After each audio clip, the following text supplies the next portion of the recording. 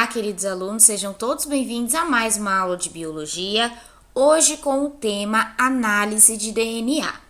Mas antes da gente começar a falar da análise de DNA, vamos retomar alguns conceitos, tá? Primeiro, o DNA é o material que constitui os genes, ou seja, é nele que contém o código de nossas características, a nossa receita, tá? Tá lá no DNA, escrito lá nas letrinhas, né? A, T, G, C, como que é a característica de cada pessoa.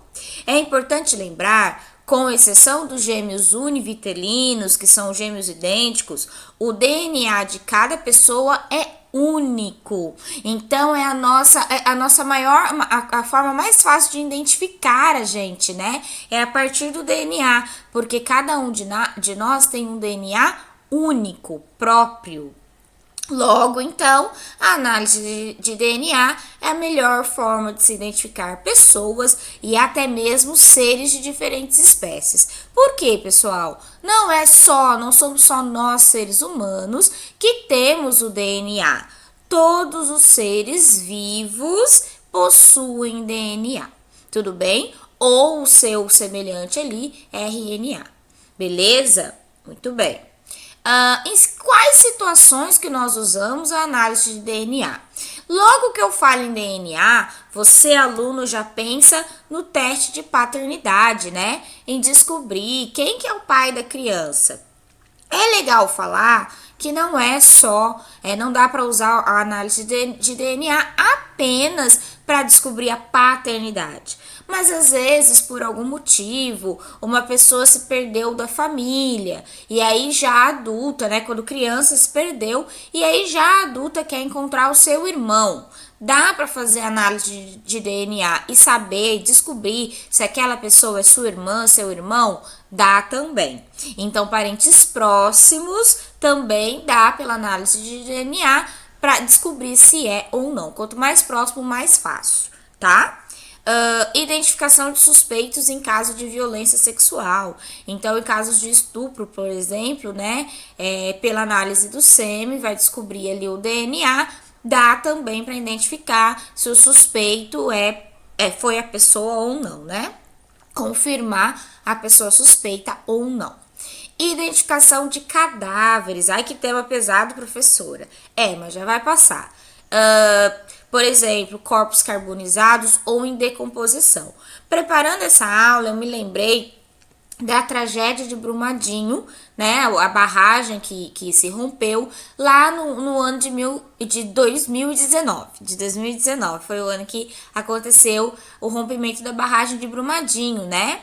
E até hoje alguns corpos não foram identificados, com certeza já em decomposição, já estavam em decomposição muito antes. Se for encontrado hoje e até naqueles períodos anteriores, é preciso fazer a análise de DNA, né, daquele corpo, já não dá mais para identificar, tá? Então também é usado muito nessa parte. Para mudar um pouco de assunto, identificação de animais, tá? Por exemplo, se eles são silvestres ou nasceram em cativeiro. Essa informação é importante, por exemplo, quando está acontecendo o tráfico de animais. Então, alguém está traficando araras azuis. Quando elas são resgatadas, é importante saber se a origem dela é de cativeiro, é do zoológico que criou, que gerou aquele animal, ou se ela é natural, ela é selvagem, ela viveu o tempo todo na natureza. É importante saber isso para poder saber qual procedimento seguir, né? Para onde vai essa arara azul? Ela volta para a natureza ou ela volta para o zoológico? Tudo bem? Então, também é muito utilizado. Doenças hereditárias. Com análise de DNA, dá para você analisar, descobrir se você tem tendência a algum tipo de doença genética, algum tipo de doença herdada aí de geração a geração, tá? Como o albinismo, daltonismo, alguns tipos de diabetes, tá? Também e uma infinidade de doenças que nem dá para eu falar todas aqui. E por fim, a análise de DNA também é utilizado para analisar vírus e bactérias causadoras de doença.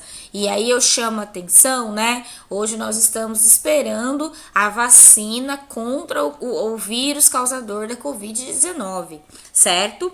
Mas antes de construir, antes da produção dessa vacina, foi preciso analisar o material genético presente no SARS, né? SARS-CoV-19, se eu não me engano o nome, que é o vírus, depois eu confirmo e coloco aqui para vocês, que é o nome do vírus causador da doença Covid-19, né? Então, foi preciso analisar o material genético desse vírus para poder agora produzir as vacinas. E isso é constante com todas as doenças. Tudo bem? Então, análise de DNA, muito importante dentro da medicina, dentro da criminalística, dentro das ciências.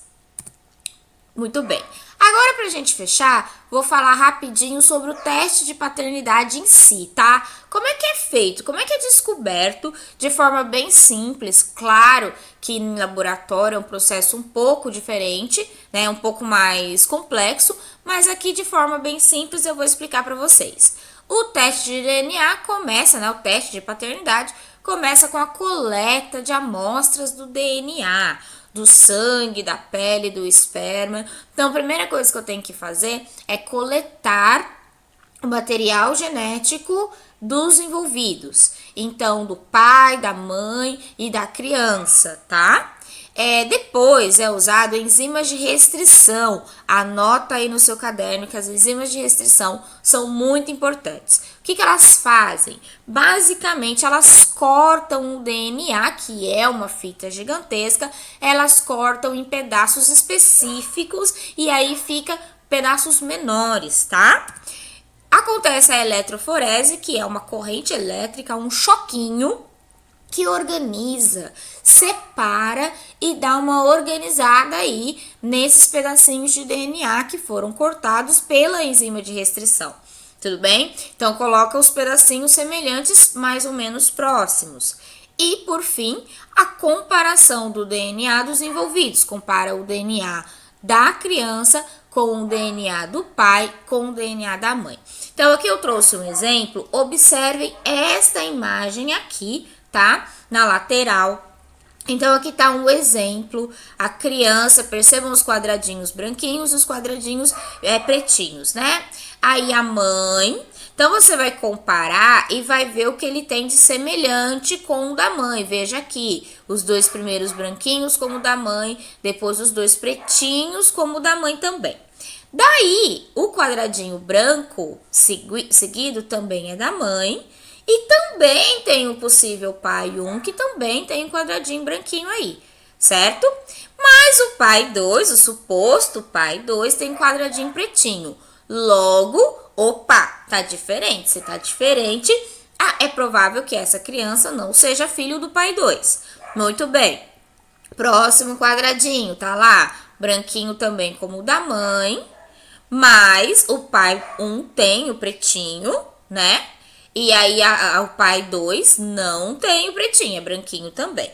E aí não vou fazer a sequência toda, vou deixar para você, tá? Fazer, observa quadradinho por quadradinho, veja qual dos dois, o pai 1 ou o pai 2, tem a característica mais parecida dentro do seu DNA com a criança.